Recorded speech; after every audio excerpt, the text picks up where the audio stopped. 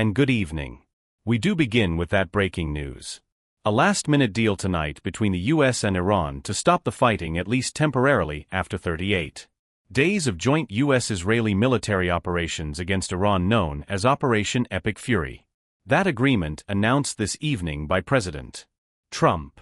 Iran will reopen the Strait of Hormuz, that crucial oil shipping lane that has been choked off for weeks, and the US will stop its attacks for at least 2 weeks. The double-sided ceasefire, as the president calls it, was brokered by Pakistan.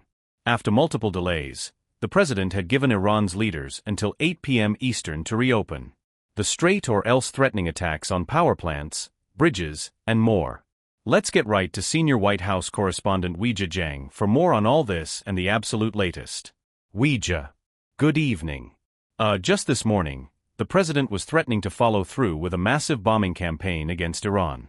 So what changed? Well, Tony, we know that at this hour, President Trump is inside working in the Oval Office. And of course, just a short time ago, he fired off that tweet with a critical announcement. We know that. 1:041 minute, 4 seconds intense talks unfolded throughout the day with the Pakistani Prime Minister negotiating the ceasefire agreement and Vice President Vance representing the U.S. in those talks. The president made clear that his top priority for any agreement was reopening the Strait of Hormuz. He said Iran has agreed to the complete, immediate, and safe opening of the strait, and that's why he agreed to suspend the bombing and attack of Iran for a period of 2 weeks. As you mentioned, he is calling this a quote double-sided ceasefire. So Weijia, the details matter here. What happens now? Well, President Trump says he has received a 10-point proposal from Iran, and he believes it is a workable basis on which to negotiate further, adding that this 2-week period will allow the agreement to be finalized.